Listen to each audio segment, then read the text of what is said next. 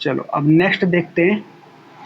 अब हमारे पास क्या comparison of internal trade and external trade, दोनों में कंपैरिजन करते हैं कि इंटरनल ट्रेड और एक्सटर्नल ट्रेड में क्या डिफरेंस है। तो आप देखो, इंटरनल ट्रेड का मतलब क्या होता है, विद इन द कंट्री, समझ रहे हो, एक ज्योग्राफिकल बाउंड्री में आपका बिजनेस है, ठीक है। लेकिन एक्सटर्नल ट्रेड में क्या है, आपकी कोई बाउंड्री नहीं है। जैसे मान लो फ्लिपकार्ट है, अब फ्लिपकार्ट का बिजनेस सिर्फ इंडिया में है क्योंकि वो इंडियन कंपनी है। लेकिन अमेजॉन क्या है बताओ, वो वर्ल्ड एट लार्ज पे काम करती है, वो इंटरनेशनल ट्रेड का एग्जांपल है। Nationality of buyer and seller, अगर आप इंटरनल ट्रेड करोगे तो अमेजॉन में पूरे विश्व का ग्राहक जुड़ा हुआ है, लेकिन फ्लिपकार्ट पे सिर्फ कौन ऑर्डर बुक कर सकता है, सिर्फ एक ही इंडिया के, एक ही नेशन के लोग। Nationality of stock stake holder, देखो स्टेक होल्डर का मतलब क्या होता है, उससे कौन कौन जुड़े हुए हैं। तो इंटरनल ट्रेड में लिखा है various other stake holder such as supplier हो सकता है, एम्प्लॉई हो सकता है, मिडल मैन हो सकता है, शेयर होल्डर हो सकता है, and partner are usually citizen of same country. तो ये सारे जो स्टेक होल्डर्स हैं वो सारे क्या होते हैं, एक ही कंट्री के होते हैं। लेकिन वहीं पे अमेजॉन में employee, middle man, share holder क्या हो सकते हैं, डिफरेंट डिफरेंट कंट्री के हो सकते हैं। क्लियर। मोबिलिटी ऑफ फैक्टर देखते हैं। मोबिलिटी ऑफ फैक्टर में क्या है, इंटरनल ट्रेड में the degree of mobility of factor of production like labour capital relatively more with in a country. मतलब जो हम यूज करते हैं टेक्नोलॉजी, लेबर, वो कहाँ की होती है इंटरनल ट्रेड में, डोमेस्टिक ही होती है, हमारे देश का ही लगा होता है। लेकिन जो विश्वव्यापी कंपनियां होती हैं वो क्या करती हैं, इंटरनेशनल लेबर यूज करती हैं, बढ़िया से बढ़िया टेक्नोलॉजी यूज करती हैं, बढ़िया से बढ़िया फंड यूज करती हैं, ठीक है। उसमें मतलब क्या होता है, उसमें मतलब ये होता है कि वो जो लेबर वगैरह का जो कंटेंट है ना, वो कोशिश ये करती है कि लेबर से कम काम हो, ज़्यादा काम किससे हो, टेक्नोलॉजी से, ठीक है। The degree of mobility of factor of production like labour and capital across nation is relatively less. Clear. Customer देखो क्या है, domestic markets are relatively more homogeneous in nature, और उसमें क्या है, international market lack homogeneity due to differences in language preferences customer across market. इसका मतलब क्या हो गया, जो कस्टमर हीमोजेनिटी अक्रॉस मार्केट है वो इंटरनल ट्रेड में कैसी होती है, domestic market are relatively more homogeneous in nature. मतलब जो मिला जुला वो होता है, जब मतलब ऐसे कि डोमेस्टिक मार्केट में क्या होता है कि लगभग एक जैसे ही प्रोडक्ट्स होते हैं, समझ रहे हो, ज़्यादा उसमें कैरेक्टरिस्टिक्स नहीं होता। मेरी बात समझ में आ रही है, ज़्यादा फीचर नहीं होते। लेकिन जैसे मैं बात करूं, एक डोमेस्टिक एग्जांपल और एक इंटरनेशनल गुड्स को पकड़ोगे तो बहुत ज़्यादा डिफरेंस होता है, उसमें प्राइस का फ़र्क होता है, उसमें क्वालिटी का फ़र्क होता है, समझ रहे हो। तो ये इशू, ये है एक इसमें point. Clear. Differences in business system and practices, क्या है, business system and practices are relatively more homogeneous within the country, और उसमें क्या है, business system and practices were considerable across the country. मतलब अब इसमें भी यह है, जो बिजनेस सिस्टम है, जो यूज टेक्नोलॉजी है, वो क्या है, विद इन द बाउंड्री है, लेकिन इंटरनेशनल में क्या है, वो आउटसाइड द बाउंड्री, बहुत बड़े लार्ज लेवल पे। Clear. Political system and risk क्या है, इंटरनल ट्रेड में क्या हो सकता है, domestic business is subject to political system and risk of one single country. मतलब जो पॉलिटिकल चीजें, मतलब जो हस्तक्षेप होता है, वो सिर्फ इंटरनल ट्रेड में क्या हो सकता है, इंटरनल लोगों का हो सकता है। लेकिन इंटरनेशनल ट्रेड में क्या है, different country have different form of political system and different degree of risk which often became barrier of international business. मतलब इंटरनेशनल बिजनेस में जाना इतना आसान नहीं है, वहाँ पे पॉलिटिकल इंटरफेरेंस ज़्यादा होती है, वहाँ पे हस्तक्षेप ज़्यादा होता है, सरकारों का भी और पॉलिटिकल पार्टीज का भी। क्लियर। और भी बहुत सारे पॉइंट है, जैसे कि मैंने बताया, जैसे 11-12 पॉइंट है यहाँ पे भी, और एक चीज़ हमने पढ़ी थी वहाँ पे ट्रेडिशनल बिजनेस और ई बिजनेस में, वहाँ पे 10-11-12 पॉइंट्स हैं। एक बार सारे पढ़ने के लिए रेलेवेंट जरूर होते हैं नॉलेज के लिए, लेकिन एग्जाम में कभी हम 11-12 पॉइंट में डिस्क्रिमिनेशन नहीं करते, समझ रहे हो। हमें 6 to 7 पॉइंट लिखने होते हैं जिसको हम बेटर एक्सप्लेन कर सकते। क्लियर। अब अगला पॉइंट क्या कह रहा है, business regulation and policy. Domestic business is subject to rules, laws and policy, taxation system etcetera of a single country. मतलब एक ही देश की आपको पॉलिसी को फॉलो करना पड़ता है ना। लेकिन जब इंटरनेशनल बिजनेस करते हो तो आपको इंटरनेशनल टैक्स भी पढ़ना पड़ेगा, समझ रहे हो, इंटरनेशनल लॉ भी पढ़ना पड़ेगा कि वहाँ का लॉ क्या कहता है, वहाँ के देश में क्या नियम है बिजनेस को लेकर। क्लियर। अब करेंसी यूज मैंने क्या बताया, इंटरनल ट्रेड में करेंसी क्या यूज होगी, वहां की लोकल करेंसी। अब जैसे इंडिया में डॉलर थोड़ा ना कोई खरीदेगा बेचेगा, इंडिया के लोग बाइंग सेलिंग रुपी में करेंगे। लेकिन अगर वही इंटरनेशनल ट्रेड की बात करोगे तो लोग किस में ट्रेड करेंगे बताओ? डॉलर में, पाउंड में, फिर एक्सचेंज होगा, लोग अपनी अपनी करेंसी में बैंकों से क्या करवाएंगे? कन्वर्ट कराएंगे। क्लियर? फिर है हमारे पास मोड ऑफ पेमेंट। अब इंटरनल ट्रेड में तुम कैश से ट्रांजेक्शन कर सकते हो, चेक से कर सकते हो, लेकिन वहां पे क्या होता है? फाइनेंशियल डॉक्यूमेंट और थ्रू बैंक्स फाइनेंशियल डॉक्यूमेंट्स होते हैं वहां पे। फाइनेंशियल डॉक्यूमेंट समझे वहां पे कैसे डॉक्यूमेंट होते हैं? वो हम बाद में किसी और चैप्टर में देखेंगे। मतलब फाइनेंशियल डॉक्यूमेंट के बिहाफ में ट्रांजेक्शन्स होती हैं, समझ गए? वो इंस्ट्रूमेंट चलते हैं कुछ वहां पे, राइट? और थ्रू बैंक्स, यानी वहां पे तो बीच में बैंक आता ही आता है, वहां पे कैश बिल्कुल भी परमिसेबल नहीं होता इंटरनेशनल ट्रेड में। क्लियर है? समझ में आ गया? मोड ऑफ ट्रांसपोर्ट देखो क्या लिखा हुआ है 11th। Road and rail transport में इंटरनल ट्रेड कर सकते हो, और उसमें क्या है? शिपिंग एंड एयर ट्रांसपोर्ट के थ्रू कर सकते हो आप। बात समझ में आ गई? क्लियर? ये पूरा डिफरेंस। चलिए अब हम लोग शुरू करते हैं टाइप ऑफ इंटरनेशनल ट्रेड, जिसमें 3 चीजें आएंगी, ध्यान से समझिए। एक्सपोर्ट, इंपोर्ट और एंटरपोर्ट। क्या बोला मैंने? एक्सपोर्ट, इंपोर्ट और एंटरपोर्ट। एंटरपोर्ट को बोलते हैं री एक्सपोर्ट। अब एक्सपोर्ट का मतलब क्या होता है? आप अपनी गुड्स एंड सर्विस को, जिस कंट्री से आप बिलोंग करते हो, किसी दूसरी कंट्री में आप गुड्स को या सर्विस को डिलीवर करते हो, इसे हम क्या बोलते हैं? एक्सपोर्ट। लेकिन जब आप किसी गुड्स एंड सर्विस को बाहर से रिसीव करते हो, बाहर से मंगाते हो, तो उसे हम क्या बोलते हैं? इंपोर्ट। और जब आप किसी गुड्स एंड सर्विस को बाहर की कंट्री से लाके उसमें कुछ मॉडिफिकेशन करके और किसी दूसरी कंट्री में बेचते हो, सेल करते हो, उसे हम क्या बोलते हैं? एंटरपोर्ट या री एक्सपोर्ट। क्लियर है? अब हम पहला शुरू करते हैं, दैट इज एक्सपोर्ट ट्रेड। शुरू करें एक्सपोर्ट ट्रेड, राइट? अब एक्सपोर्ट ट्रेड में सबसे पहला हमारे पास क्या है? सबसे पहले हम स्टेप देख लेते हैं। क्या देख लेते हैं? Step in export trade. ये बहुत बड़ा क्वेश्चन है, बहुत बड़ा टॉपिक है। ये प्रैक्टिकल लेवल पे बहुत इंपॉर्टेंट है, लेकिन प्रैक्टिकली जो है इतना कॉम्प्लेक्स नहीं है, लेकिन थ्योरेटिकली हमें बहुत सारे पॉइंट्स पढ़ने, तो जो जो पॉइंट रेलेवेंट लगेंगे मैं वो समझा रहा हूँ आपको, वही 5 to 6 पॉइंट ध्यान रखने। ठीक है, शुरू करें। Step involve in export transaction. पहला पॉइंट है receipt of inquiry and sending quotation.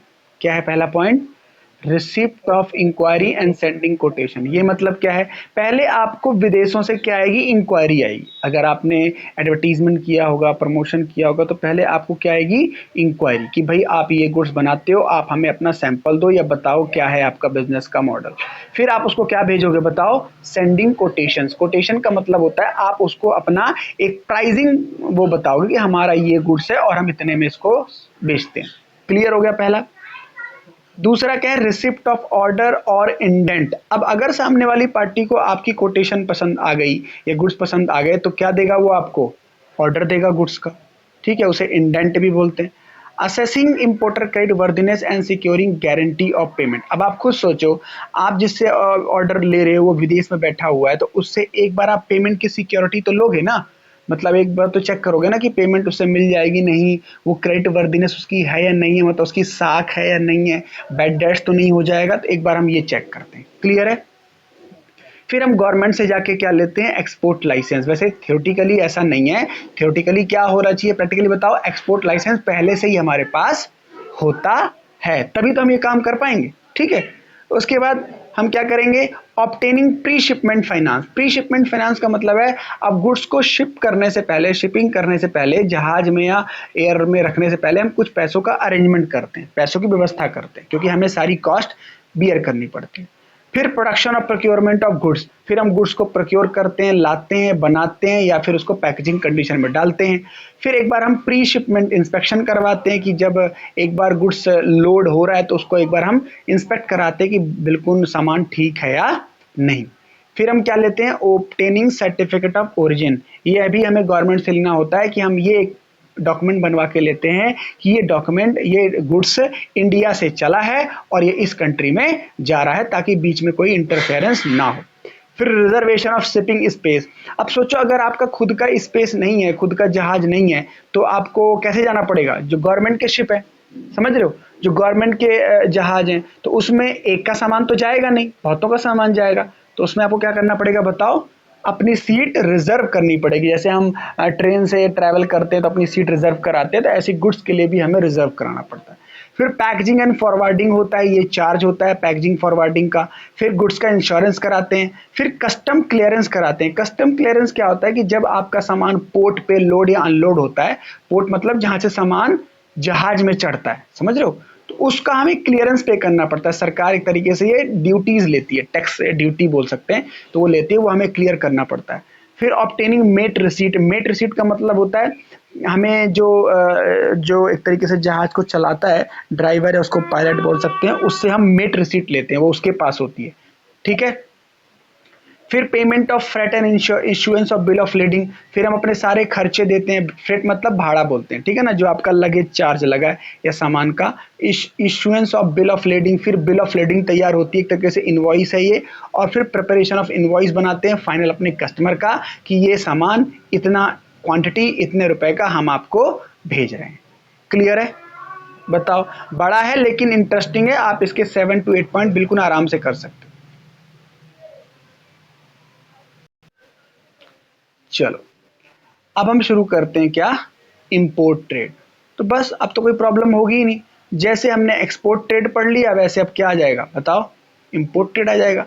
वहां भी प्रोसेस था, यहां भी प्रोसेस है, बस क्या है, वे चेंज है। पहले हम गुड्स को क्या कर रहे थे बताओ, एक्सपोर्ट कर रहे थे, दूसरी कंट्री में भेज रहे थे। अब हम क्या कर रहे हैं, गुड्स को दूसरी कंट्री से मंगा रहे हैं, हम दूसरी कंट्री से मंगा रहे हैं। तो कैसा, इसका क्या स्टेप है देखो। अब हम यहाँ पे इंक्वायरी करेंगे, हम यहाँ पे क्या करेंगे, इंक्वायरी की, जो हमें गुड्स एंड सर्विस चाहिए वो कौन बनाता है, क्या उसकी सर्विस है, क्या उसकी टर्म्स एंड कंडीशंस हैं, तो हम ट्रेड इंक्वायरी करते हैं। फिर प्रोक्योरमेंट ऑफ इंपोर्ट लाइसेंस लेंगे हम, जो कि मैंने बताया, जो कि हम पहले से लिए रखते हैं, तब ये सब शुरू करते हैं। फिर हम कर लेते हैं एक ऑब्टेनिंग आईईसी नंबर। ये क्या होता है, आईईसी की फुल फॉर्म है इंपोर्ट एक्सपोर्ट कोड, जो हमें गवर्नमेंट से लेना पड़ता है, ठीक है। अब बताओ प्रैक्टिकली ये भी क्या होता होगा, पहले या बाद में, ये सब पहले ही हम ले लेते हैं, ये सब लेने के बाद हम शुरू करते हैं व्यापार। ऑब्टेनिंग फॉरेन एक्सचेंज, फिर हम क्या करते हैं, क्योंकि हमें पता है जिससे हम इंपोर्ट कर रहे हैं वो रुपीस तो लेगा नहीं, तो हम क्या करते हैं, बैंक में रुपी डाल के और उसके इक्वलेंट डॉलर या पाउंड ले लेते हैं, जिस कंट्री को भी हमें जिस करेंसी में देना है। फिर हम ऑर्डर प्लेस करते हैं। फिर हम लेटर ऑफ क्रेडिट लेते हैं, ये इंपॉर्टेंट टॉपिक है, लेटर ऑफ क्रेडिट बहुत इंपॉर्टेंट है, ये अलग से भी आ सकता है। लेटर ऑफ क्रेडिट का मतलब होता है आप अपने कंट्री के बैंक से एक डॉक्यूमेंट लिखवाते हो कि अगर मैं अपनी पार्टी को टाइम से पैसे नहीं दे पाया तो मेरा बैंक ये श्योरिटी देता है कि वो पे कर देगा। बात समझ में आई? लेटर ऑफ क्रेडिट एक तरीके से वो डॉक्यूमेंट है जो बैंक लिख के देता है कि अगर मेरा ये कस्टमर आपको पेमेंट नहीं कर पाया तो हम आपको पेमेंट करेंगे। बोलो क्लियर? तुमने सुना होगा शायद पीएनबी बैंक में फ्रॉड हुआ था, पंजाब नेशनल बैंक, समझ है, उसमें नीरव मोदी नाम का व्यक्ति था, वो पैसे लेके भाग गया था। एक्चुअली वो पैसे लेके नहीं भागा था, उसका फ्रॉड यही था, उसका fraud related to letter of credit ही था, समझ रहे हो। उसका फ्रॉड क्या था मैं समझा देता हूं। उसने यही किया था, उसका बिजनेस अमेरिका में भी था, बाहर विदेशों में भी था, इंडिया में भी था। तो वो क्या करता था, लोगों, उसने पागल क्या बनाया कि उसने बाहर अपना सामान भेजा और बाहर एज अ क्रेडिटर बन के इंडियन के बैंकों से क्या ले लिया, एलओसी लिखवा ली, लेटर ऑफ क्रेडिट, कि अगर मैं नहीं दे पाया तो बैंक देगा। और वो करोड़ों में चली गई एलओसी, मतलब बहुत सारी लेटर ऑफ क्रेडिट उसने लिखवा लिया। और लास्ट में क्या हुआ, बंदा विदेश चला गया और पेमेंट भी नहीं दी, और अब सारी पेमेंट किसको करनी पड़ेगी बताओ, Punjab national bank, Punjab national bank को, ठीक है। ये एक तरीके से फ्रॉड था, ठीक है। ऑब्टेनिंग लेटर ऑफ क्रेडिट समझ में आया, ठीक है। फिर अरेंजिंग ऑफ फाइनेंस, पैसे का जुगाड़ करोगे आप क्योंकि आपको पेमेंट करनी है। फिर आप शिपमेंट एडवाइस लोगे, रिसिप्ट ऑफ शिपमेंट एडवाइस मतलब आप जहाज से एडवाइस लोगे कि आपका सामान कितना है, कितनी क्वांटिटी में है, किस स्पेस से आ रहा है, कहाँ पे आएगा, कितने बजे आएगा। फिर retirement of import document, retirement का मतलब होता है आप पेमेंट करोगे, क्लियर है, रिटायरमेंट मतलब अपनी ड्यूटी पे करोगे। अराइवल ऑफ गुड्स, आपकी गुड्स आ चुकी है, और फिर आप जो आपने कस्टम क्लियरेंस बनती है, जो भी गवर्नमेंट का ड्यूज बनता है पोर्ट चार्जेस का, वो आप पे करोगे और अपनी गुड्स को जहाज से उतरवा लोगे, अपने गोडाउन तक ले आओगे। बोलो क्लियर? ये हमारा इंपोर्ट प्रोसेस हो गया। Now document involve in international trade, मतलब जब आप इंटरनेशनली ट्रेड करते हो डॉक्यूमेंट क्या क्या बीच में आते हैं और किन किन डॉक्यूमेंट्स को हमें डील करना पड़ता है। बेसिकली बहुत सारे डॉक्यूमेंट होते हैं 8 9 10 11, लेकिन जो जो रेलेवेंट है हम यहाँ डिस्कस करेंगे। तो पहला हमने पढ़ा इंडेंट। इंडेंट का मतलब होता है एक तरीके से ऑर्डर। ऑर्डर मतलब आपको कोई ऑर्डर देगा इंक्वायरी के बाद, तभी तो आप उसको सप्लाई करोगे, या आपको सामान चाहिए विदेशों से तो आप इंडेंट के थ्रू आप क्या लोगे, ऑर्डर लोगे। तो ऑर्डर इंडेंट बेसिकली क्या हो गया, हम ऑर्डर ऑर्डर लेते हैं और ऑर्डर किसी को देते हैं। इंपोर्ट एक्सपोर्ट में इंडेंट डॉक्यूमेंट चलता है। क्लियर है? Letter of credit, letter of credit simple समझ में आया ना? लेटर ऑफ क्रेडिट अभी डिस्कस किया। लेटर ऑफ क्रेडिट बैंक लिख के देता है कि अगर मेरी पार्टी आपको पेमेंट नहीं कर पाई तो मैं दूंगा। This is letter of credit. अब अगला डॉक्यूमेंट शिपिंग ऑर्डर आ गया। शिपिंग ऑर्डर मतलब सिंपल क्या है, जो कैप्टन ऑफ द व्हीकल होगा, जो कैप्टन ऑफ जो जहाज को चला रहा होगा, वो आपको एक लेटर लिख के देगा शिपिंग ऑर्डर की इसने अपनी गुड्स के ड्यूज पे कर दिए हैं और मैं इसकी गुड्स को ले जा करके यहां रखने को तैयार हूं। मतलब आपका कोई किराया भाड़ा बकाया नहीं है। ठीक है? तो एक शिपिंग ऑर्डर चलता है, जो कौन इशू करता है बताओ, captain of the ship. Clear? तो नेक्स्ट हमारे पास शिपिंग बिल हो गया।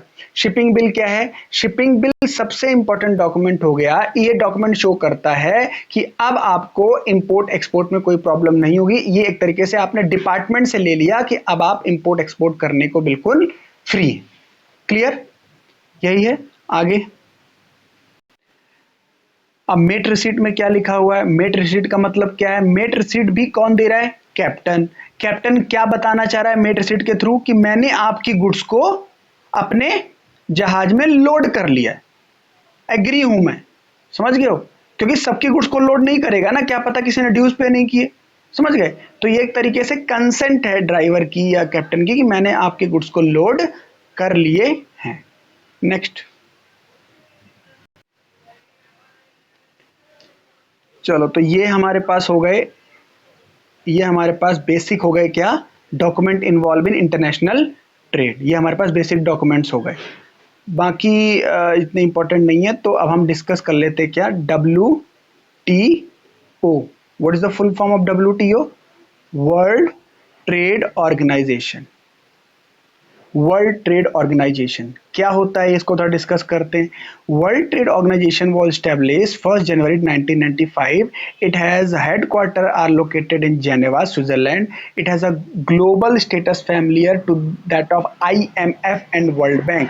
ये किस तरीके से काम करता है, जैसे IMF और वर्ल्ड बैंक करते हैं। What is the full form of IMF? International Monetary fund.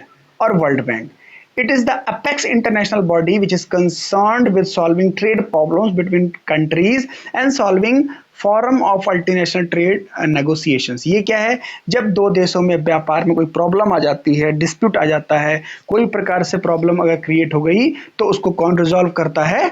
WTO। यानी WTO क्या चाहता है कि ट्रेड कैसा हो, ट्रेड कैसा हो, बियॉन्ड द बाउंड्रीज हो, है ना, सब कंट्रीज को इन्वॉल्व करके हो, गुड्स एंड सर्विसेज का मैक्सिमम एक्सचेंज हो। ठीक है, समझ रहे हो? तो ये WTO का पर्पस है। अब ऑब्जेक्टिव पढ़ लेते हैं थोड़ा सा। ऑब्जेक्टिव, ऑब्जेक्टिव क्या है WTO का? पहला ऑप्टिमम यूटिलाइजेशन, दूसरा ड्यूरेबल ट्रेडिंग सिस्टम, तीसरा रिडक्शन ऑफ टैरिफ एंड चौथा इंप्रूविंग स्टैंडर्ड्स।